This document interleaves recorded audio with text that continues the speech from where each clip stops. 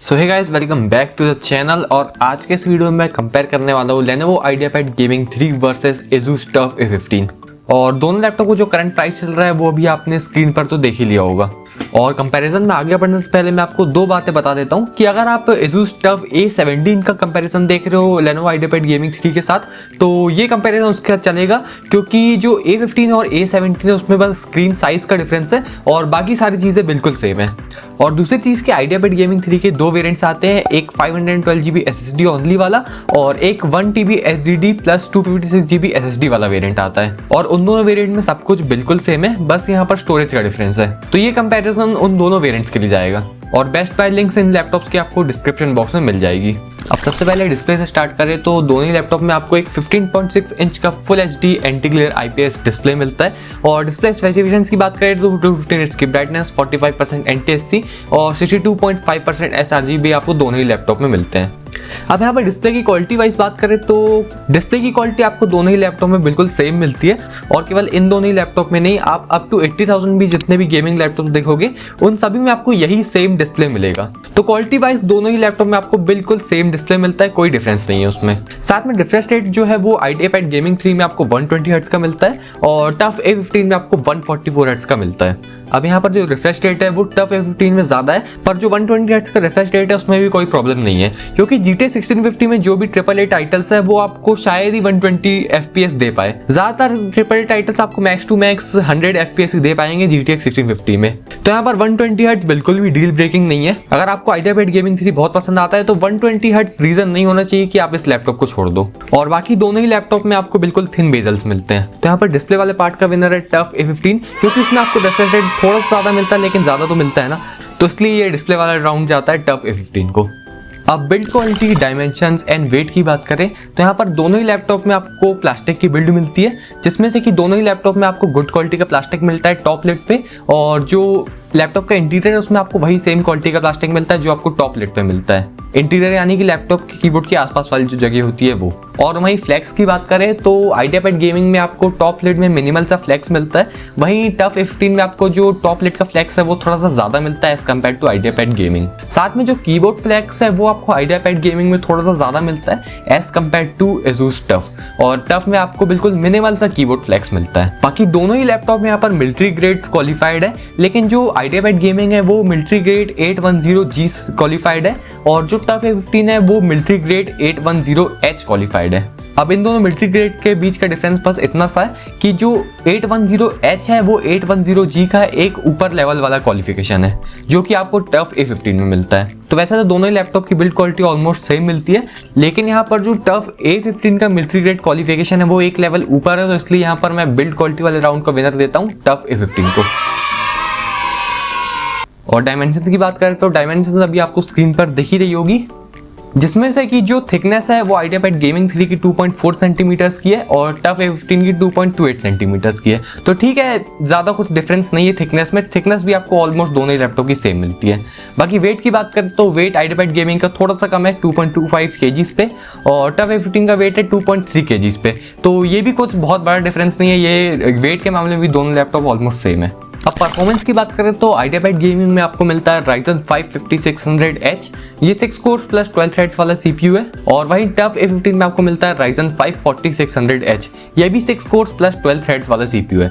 बाकी CPU performance की बात करें तो IdeaPad गेमिंग आपको on average 10 to 12% better CPU performance दे देगा एज कम्पेयर टू TUF, क्योंकि IdeaPad का Ryzen 5 एक जनरेशन ऊपर वाला है। साथ में दोनों ही लैपटॉप में आपको GTX 1650 वाला ग्राफिक्स कार्ड मिलता है और दोनों ही लैपटॉप ग्राफिक कार्ड आपको 50 वॉट के TGB के साथ मिलता है। साथ में दोनों ही लैपटॉप में 8GB की DDR4 3200 MHz वाली रैम है।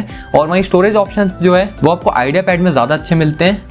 IdeaPad में आपको 512GB SSD ओनली वाला वेरिएंट भी मिलेगा और 1TB SSD plus 256GB SSD वाला वेरिएंट भी मिलेगा। और वहीं TUF A15 में आपको 512GB SSD ओनली वाला वेरिएंट ही मिलेगा। तो ओवरऑल इस परफॉर्मेंस वाले सेक्शन को सम अप करें तो जो CPU परफॉर्मेंस है वो आपको IdeaPad Gaming 3 में 10 to 12% बेटर मिलेगी और जो गेमिंग परफॉर्मेंस है वो आपको दोनों ही लैपटॉप बिल्कुल सेम मिलेगी due to same graphic card and same TGB। अब थर्मल्स की बात करें तो दोनों लैपटॉप में आपको डुअल फैन कूलिंग सिस्टम मिलता है और वहीं IdeaPad के केस में आपको 4 एग्जॉस्ट फैंस मिलते हैं और TUF में आपको 3 एग्जॉस्ट फैंस मिलते हैं। दोनों ही लैपटॉप बॉटम से एयर इनटेक करते हैं और टफ में आपको सेल्फ क्लीनिंग वाला फीचर मिलता है जो कि आपको आइडियापैड गेमिंग में नहीं मिलता है। तो ओवरऑल जो थर्मल्स है वो आपको आइडियापैड गेमिंग में थोड़े बेटर मिलते हैं और IdeaPad gaming on average 5 to 7 degrees cooler रहता है as compare to tough A15।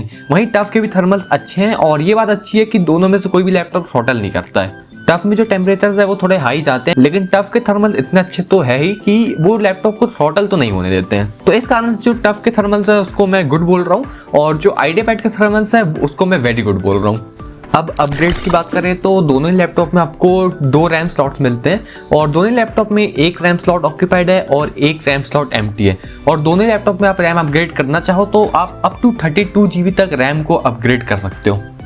साथ में स्टोरेज की बात करें तो आइडियापैड गेमिंग 3 में आपको 2 वेरिएंट्स मिलते हैं, जिसमें से कि एक जो वेरिएंट है वो 512 GB SSD ओनली वाला वेरिएंट है और जो दूसरा वेरिएंट है उसमें आपको 1 TB की HDD प्लस 256 GB की SSD मिलेगी।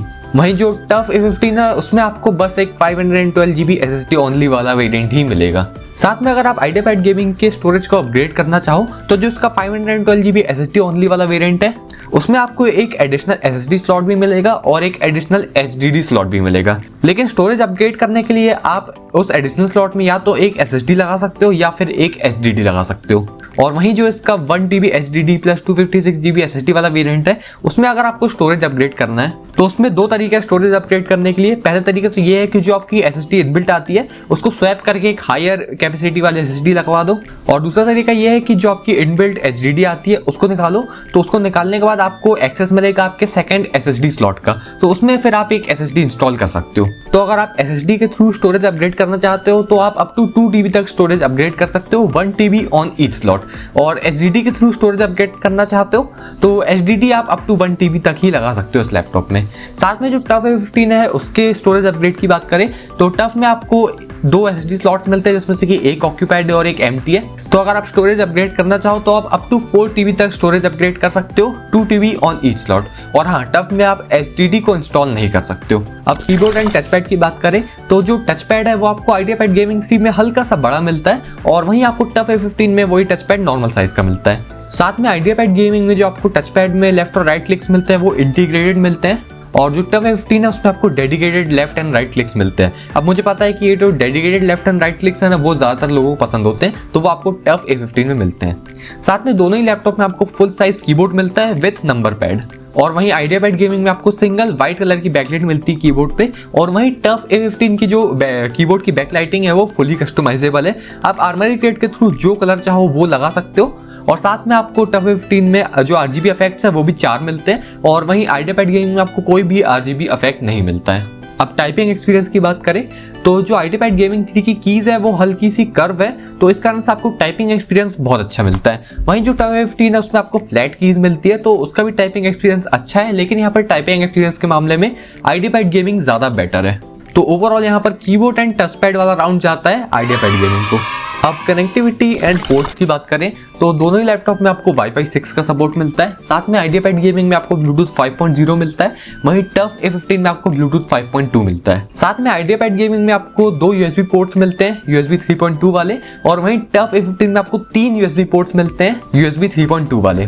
तो टफ में आपको यहाँ पर एक USB पोर्ट एक्स्ट्रा मिलता है जो कि काफी अच्छी चीज है, क्योंकि 2 USB पोर्ट्स यहाँ पर काफी लिमिटेड है, तो 3 USB पोर्ट्स होना हमेशा बेटर है। साथ में दोनों ही लैपटॉप में आपको टाइप C पोर्ट मिलता है और वहीं आइडियापैड के केस में आप टाइप C पोर्ट से डेटा ट्रांसफर कर सकते हो लेकिन डिस्प्ले आउटपुट नहीं ले सकते हो। और वहीं टफ A15 के टाइप C पोर्ट से आप डेटा ट्रांसफर भी कर सकते हो और डिस्प्ले आउट भी ले सकते हो। और टफ में टाइप C के थ्रू डिस्प्ले आउटपुट आपके डेडिकेटेड GPU से आएगा जो कि है GTX 1650। साथ में दोनों ही लैपटॉप में आपको एक HDMI पोर्ट भी मिलता है जिससे कि आप डिस्प्ले आउटपुट ले सकते हो दोनों ही लैपटॉप में। दोनों ही लैपटॉप में एक RJ45 लाइन पोर्ट भी है और 3.5mm ऑडियो जैक भी आपको दोनों लैपटॉप में मिलता है। अब बैटरी एंड चार्जिंग पर आ जाए तो आइडियापैड गेमिंग में आपको 45 वॉट आवर की बैटरी मिलती है और टफ A15 में आपको 90 वॉट आवर की बैटरी मिलती है। तो आइडियापैड गेमिंग की बैटरी आपको ऑन एवरेज 2 to 3 आवर्स का बैटरी बैकअप दे देगी विथ नॉर्मल यूसेज और रिफ्रेश रेट 60 हर्ट्ज पे सेट करके। वहीं टफ A15 की बैटरी आपको 6 to 7 आवर्स का बैकअप दे देगी on average with normal usage 60 hertz refresh rate के साथ। तो नो डाउट बैटरी के मामले में तो टफ बहुत बेटर है। मतलब अगर आप एक गेमिंग लैपटॉप ले रहे हो और आपको अच्छी बैटरी बैकअप चाहिए तो टफ सीरीज से बेटर बैटरी बैकअप आपको किसी भी लैपटॉप में नहीं मिलेगा, मतलब गेमिंग लैपटॉप में नहीं मिलेगा। साथ में आइडियापैड गेमिंग में आपको 135 वॉट्स का पावर अडेप्टर मिलता है और टफ A15 में आपको 150 वॉट्स का पावर अडेप्टर मिलता है। टफ A15 में आपको कोई भी फास्ट चार्जिंग का सपोर्ट नहीं मिलता है, लेकिन आइडियापैड गेमिंग में आपको फास्ट चार्जिंग का सपोर्ट मिलता है। आइडियापैड गेमिंग को आप 50% चार्ज कर सकते हो इन जस्ट 30 मिनट्स। तो ये बैटरी वाले राउंड का तो क्लियर विनर है टफ A15। तो एट लास्ट आप कंक्लूजन पर आ जाते हैं। तो वैसे तो मैंने आपको सारी चीज़ें बिल्कुल डिटेल में बता दिया है, तो आप अपने हिसाब से देखना कि आपकी नीड्स के हिसाब से कौन सा लैपटॉप आपके लिए सही है। और फिर भी अगर कंफ्यूज हो तो मैं आपकी कंफ्यूजन अभी दूर करता हूँ। तो देखो, अगर आप ओवरऑल बात करो तो ओवरऑल तो आइडियापैड गेमिंग ज़्यादा अच्छा है, क्योंकि इसमें आपको थोड़ा सा बेटर CPU मिलता है, आपको 10 to 12% बेटर CPU परफॉर्मेंस मिल जाएगी और बेटर स्टोरेज ऑप्शंस भी है और बेटर थर्मल्स भी मिलते हैं। लेकिन एक चीज़ के मामले में आइडियापैड गेमिंग पीछे रह जाता है और वो है बैटरी बैकअप। तो अगर आप एक ऐसा गेमिंग लैपटॉप ढूंढ रहे हो जिसमें कि आपको ये सारी चीज़ें अच्छी चाहिए है और कम बैटरी बैकअप से आपका काम चल जाएगा, तो फिर तो आप आइडियापैड गेमिंग 3 ले लो।